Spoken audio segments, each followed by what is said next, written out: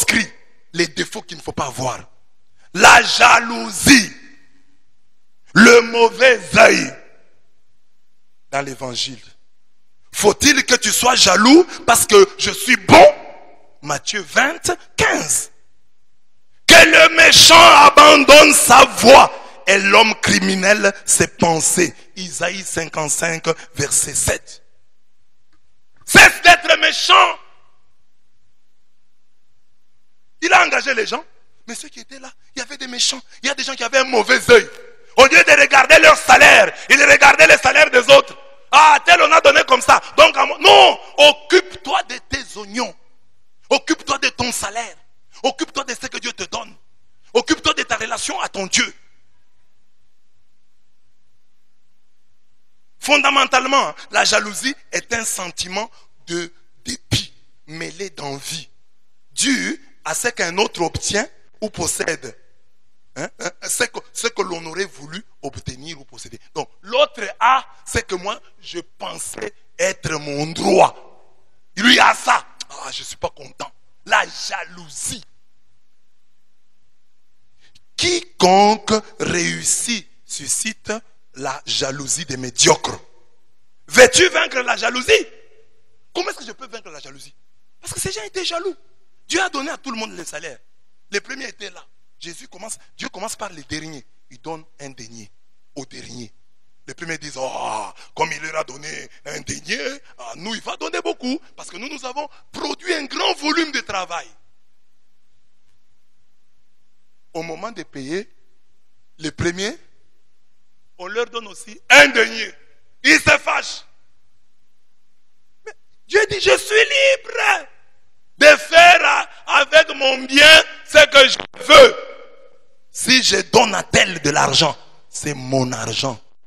Toi, tu n'as pas de compte à me rendre, à me demander. Et moi, je n'ai pas de compte à te rendre. J'ai rendu tel beau, tel autre belle. C'est mon problème. Ne sois pas jaloux. Il a sa taille. Je te donne ta taille. Contente-toi de ce que moi je te donne. Parce qu'il y a des gens qui croient que il n'y a que. Non, il n'y a pas que. À part cela, il y a autre chose. À part la beauté, il y a autre chose. À part la taille, il y a autre chose. À part l'intelligence, il y a autre chose. Donc, à part l'argent, il y a autre chose. Parce que si tu regardes bien, tu n'as pas de raison d'envier les autres. Tu as ce qu'ils n'ont pas et ils n'ont pas ce que toi tu as. Ne les envie pas. Il est lancé. Toi, tu es de petite taille. Et il y a des moments dans la vie où une grande taille devient un désavantage. Amen. Par exemple, les gens qui ont des grandes tailles là, pour trouver les chaussures, c'est facile. C'est facile. Pour hériter les vestes, c'est facile. Qui hérite facilement les vestes? Les gens de petite taille. Hein? Donc, pour hériter les chaussures, qui ont cette chance? Toi, tu chausses 48. Tu vas hériter les chaussures de qui? Il faut attendre Mouton Boudique. Est-ce qu'il est de ta famille? Dans ta famille, les gens portent 42, 43, 41, 41. Donc tu peux hériter. Mais toi, dans ta famille, tout le monde est de petite taille. Et pourtant, tu as une grande taille. Tu chausses 52. Tu vois, il y a des désavantages. Mais quand il s'agit de toucher ici, tu as l'avantage. Toi, tu vas mettre comme ça, tu vas toucher. Mais les petites tailles, on essaie. Si tu as une grande taille, dans un avion, tu seras à l'aise. Dans les véhicules, tu seras à l'aise. Mais il y a des petites tailles qui sont avantageuses. Dans les avions là, tu te mets comme tu veux. Les gens peuvent même passer. Tu ne bouges même pas. Donc chaque médaille a son revers. Alors un chrétien il n'y a pas de raison d'être jaloux. Tu es fille, il y a des filles claires ici. Amen. Est-ce que toutes les femmes claires de l'église ont trouvé les mariages? Mais tu peux trouver une autre. Bois noir. Hein? Mais elle a trouvé le mariage. Il y a un homme qui n'aime que le bois noir. Le bois d'ébène. C'est ça. Lui, c'est l'ébène, bois noir. C'est ça. Un autre aussi va dire, moi j'aime les femmes claires. La terre jaune. Il va chercher la terre jaune. Mais l'autre cherche le bois noir. Donc, c'est... Tu n'as pas de raison d'être jaloux. Amen. Dis à ton voisin, tu as ce que je n'ai pas. J'ai ce que tu as. Mathieu. Il y a des familles là, ils ont des enfants très intelligents. Mais impolis. Impolis. Qu'est-ce qu'ils ont? Il y a des gens qui ont beaucoup d'argent. Qui prétendent avoir beaucoup d'argent. Mais ils ont des filles impolies. Des filles impolies qui injurient même la première dame.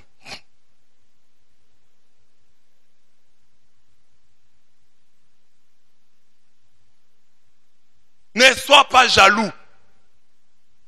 Ne sois pas jaloux. N'envie pas l'autre. Veux-tu vaincre la jalousie? Reconnais et célèbre la compétence de celui que tu jalouses. Donc, si tu veux vaincre seulement la jalousie, tu vois par exemple une fille dans la chorale, tu vois une fille à l'église, un garçon à l'église que tu jalouses. Comment tu peux vaincre cette jalousie-là? Toi, ton problème, c'est son habillement. Quand il s'habille là, ça t'énerve. Vaincre ta jalousie, deviens seulement le fanatique de cette personne. Dès que tu la vois, ah ma soeur, tu es vraiment bien habillée.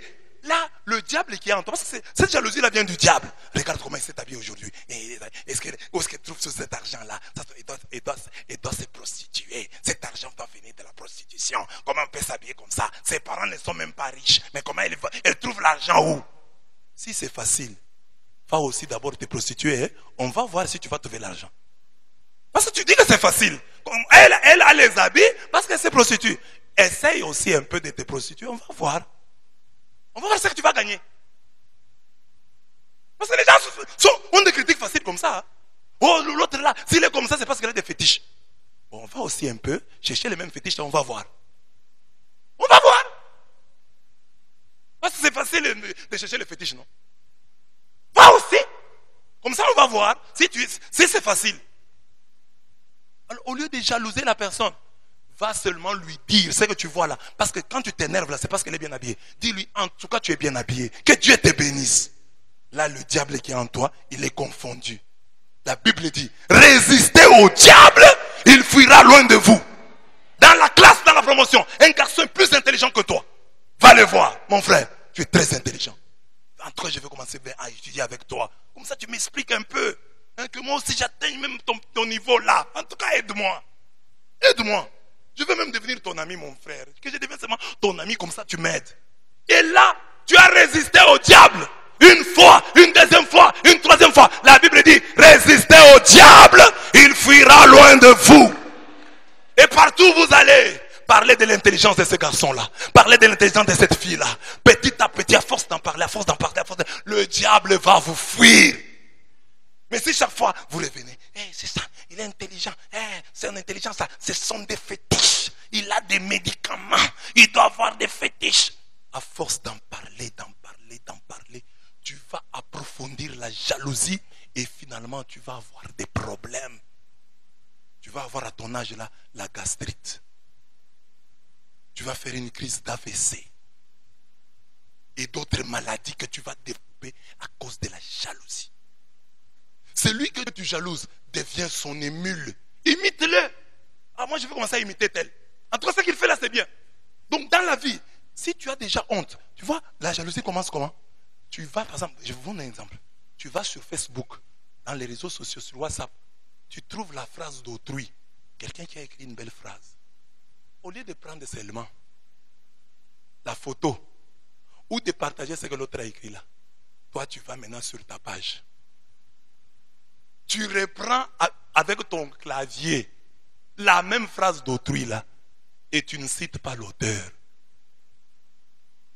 Tu es déjà malade. Un exercice pour guérir de la jalousie, c'est être capable de partager ou de dire, voilà, ceci, cela. J'ai trouvé sur la page de tel. Tu guéris de ta jalousie. Parce que c'est quoi? Tu as vu que l'idée est bonne. Mais tu as eu mal de dire que cette idée appartient à tel. Et tu l'as volée. Et tu l'as... Il y a même des chrétiens qui le font ici, hein, avec mes vers. Quelqu'un qui voit, c'est mon vers. Moi, c'est moi qui écris mon texte. Tu sais combien d'heures j'ai passé pour écrire ça? Et tu reprends ça. Et tu reprends mal. Tu vas même corriger. Moi, j'ai parlé des filles mères. Toi, tu es peut-être une fille père. Toi, tu changes. Tu enlèves fille mère, tu mets fille père. Parce que tu as trouvé que mère et père, ça rime. Donc, comme moi j'ai mis mère, toi tu vas mettre père. Ça va aller. Laisse, écris. C'est elle qui a écrit ça. J'ai trouvé ça sur la page des notes. On va dire, quelqu'un qui écrit. J'ai trouvé sur une page Facebook qui n'a pas d'auteur.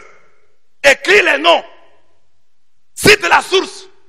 C'est une grande école de lutte contre la jalousie.